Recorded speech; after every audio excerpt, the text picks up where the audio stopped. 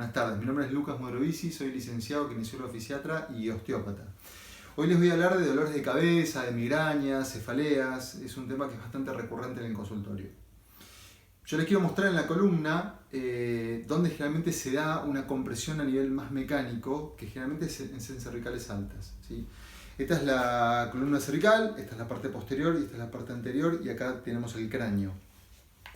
Yo me voy a acercar a la cámara para que vean un poquito. Este es el occipital, que es la base del cráneo, y esta es la primera vértebra cervical. Generalmente hay una compresión en esta zona, que eso va a inferir en muchas cosas. Un poco en la salida de la sangre venosa del cráneo, que va a salir entre una sutura entre el occipital y el temporal. Entonces eso, cuando por ahí no hay muy buena movilidad, genera como un fenómeno de presión, ¿no? Entonces genera un fenómeno de compresión en la cabeza. La irrigación, que es la sangre que llega al cráneo por la parte posterior, que es la arteria vertebral, por delante están las carótidas, pero por la parte posterior está la vertebral. Si este espacio está reducido, también comprime la llegada de sangre a toda la fosa posterior, que más que nada toda la parte de cerebelo y demás. Por eso uno puede pensar también en mareos, en inestabilidad y demás. Obviamente que la parte posterior después va a adelantarse con la irrigación anterior de toda la parte de cerebro. Entonces, esta compresión también, nosotros tenemos una meninge que une el occipital con el sacro, que se llama dura madre, ¿sí? Y continúa por dentro del cráneo. Imagínense el cráneo como un balón, ¿sí? Que está tabicado por meninges, ¿sí? Lados del cerebro, tienda del cerebelo. Y si yo tengo compresión y una tensión ya en la parte posterior, eso se comunica con toda la parte anterior. Entonces esa tensión a nivel de meninges puede repercutir en toda la parte más de retorno venoso dentro del cráneo también. Entonces nosotros ya trabajando desde acá, desde la parte posterior, ya medianamente incidimos en toda la parte interna del cráneo, y trabajando los huesos a nivel del occipital y de los temporales, ayudamos mucho a mejorar el drenaje venoso y la entrada de la sangre arterial.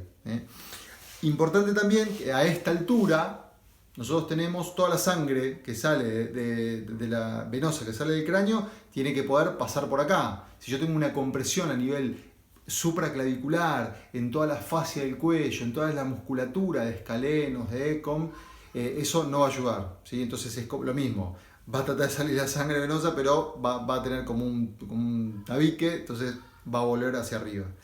Lo mismo toda la parte arterial, porque tiene que pasar por detrás del ECOM, de este musculito y demás. Entonces está bueno trabajar bien toda la musculatura, la fascia del cuello, el piso de la boca, el tubo laringofaringio y toda esta musculatura. Eso es sumamente importante.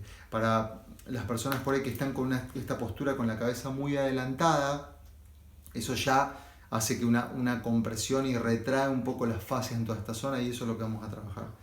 Ahora, si yo tengo una rectificación, que recuerden, si la columna tiene una curvatura normal, se pone más recta y la gravedad cae directamente en los discos, esos discos van a generar a lo largo discopatías, ¿sí? Se van a hacer más chiquitos, van a romperse un poco en la parte periférica del disco, con la consecuencia de protusiones y de hernias y demás, y generando neuralgias a nivel cervicobraquial. Pero también importante es que cuando se empiezan a achicar un poco estos discos, se empiezan como a reducir en la altura, empieza a generarse una compresión entre vértebra y vértebra. Es como que esta esponjita que está en el medio empieza como a no cumplir su función y genera una presión entre disco y disco.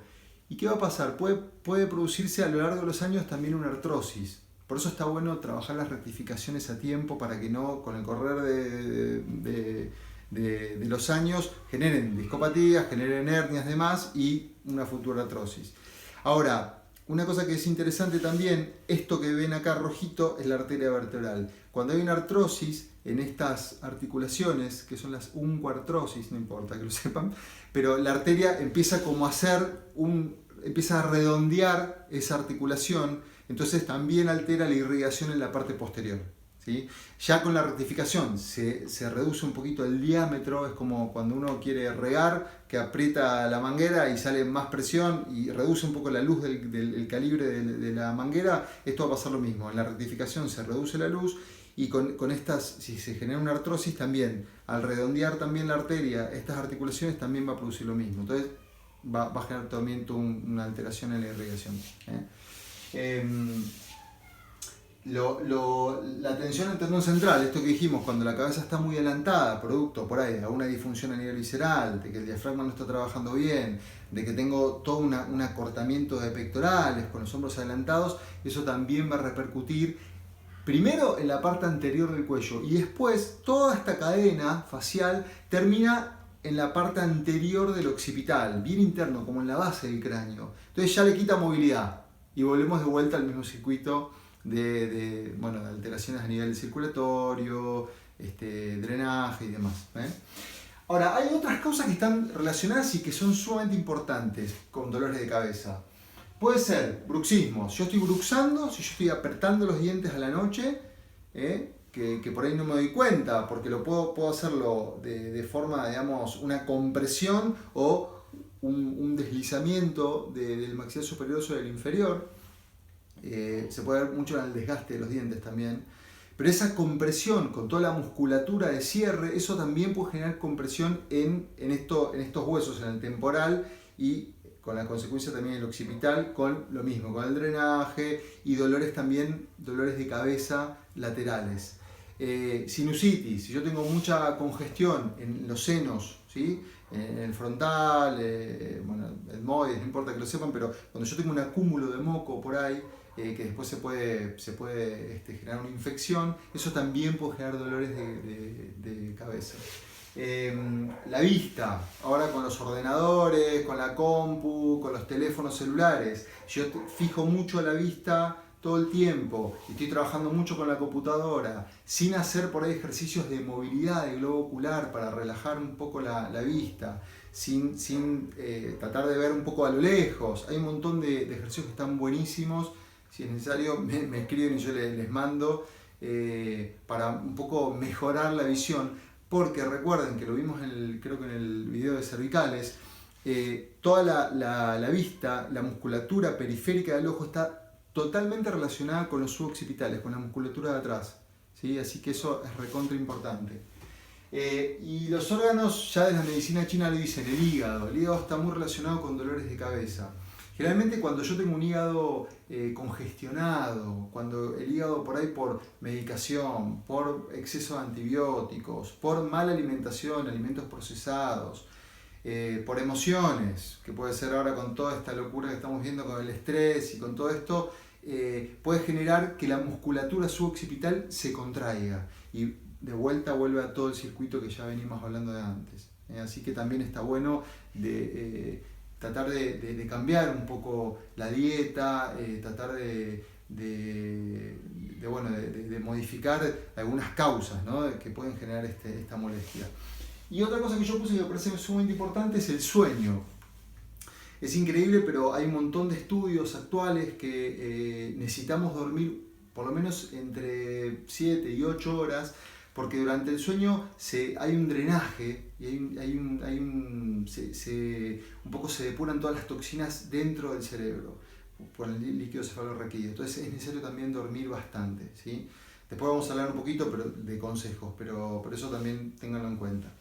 Nosotros de la osteopatía lo que vamos a hacer es un poco evaluar toda la columna. Recuerden que nosotros vemos las curvaturas de la columna, ¿sí? Las cervicales, las dorsales, las lumbares, si están rectas hay que empezar a movilizarlas porque van a generar, recuerden, de la hipomovilidad y de la hipermovilidad, lugares con más movilidad y eso puede generar neuralgias en el brazo, en las cervicales. Entonces está bueno tratar de alinear y equilibrar un poco las curvaturas.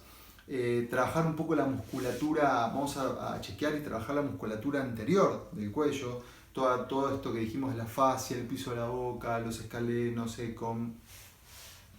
vamos a liberar un poco y a descomprimir esta zona, ¿sí? Las cervicales altas y entre el occipital y la primer cervical. Y lo que vamos a hacer también es trabajar, que ahora yo después le voy a mostrar un ejercicio que es excelente. Vamos a trabajar un poquito e incidir sobre el sistema nervioso autónomo, sobre lo parasimpático, para que ustedes se orienten. El sistema autónomo es lo involuntario, ¿no? Lo que nosotros no podemos controlar. Pero lo parasimpático, lo bueno es que mejora las digestiones, mejora el sueño, es un sistema reparador. Y desde la osteopatía hay un montón de maniobras craneales que son excelentes, y lo que hacemos es trabajar un poquito sobre el occipital para estimular el parasimpático. Entonces eso son algo que uno lo usa todo el tiempo, y realmente la persona se siente muy bien con eso. Vamos a trabajar un poquito sobre las suturas del cráneo, son todas maniobras craneales que son excelentes. Y trabajar, que yo no lo comenté, hay un nervio que es el trigémino, es un par craneal, no importa que lo sepan, pero que le da información a todas las meninges por dentro del cráneo. Y tiene una conexión entre uno de los musculitos acá de los suboccipitales y la dura madre, que es la que se continúa con toda la parte interna del cráneo.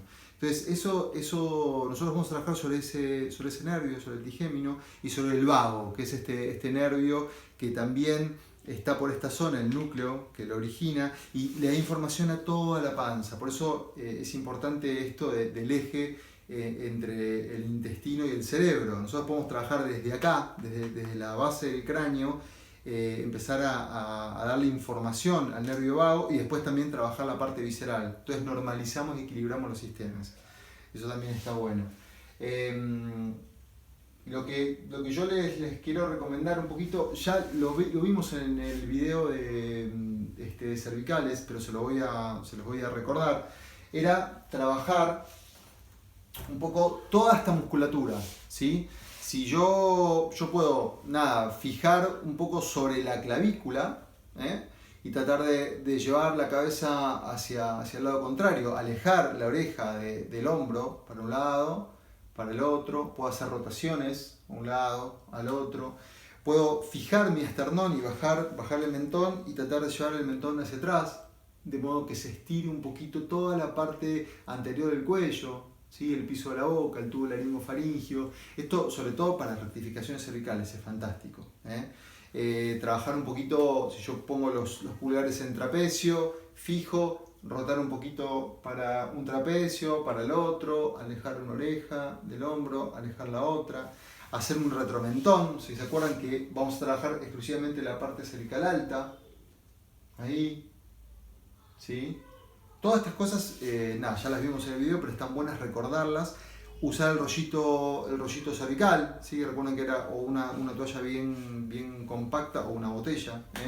Y después otra cosa que es importante, que está bueno para hacerlo cuando tienen por ahí dolores de cabeza, porque ayuda un poco a drenar. Después de todo, primero hacer toda la parte de drenaje del cuello, y por último pueden agarrar una media y poner 2 pelotitas de tenis adentro de la media y ponerlas bien, con buena presión, y se la van a acostarse boca arriba y se la van a poner bien en la base del occipital.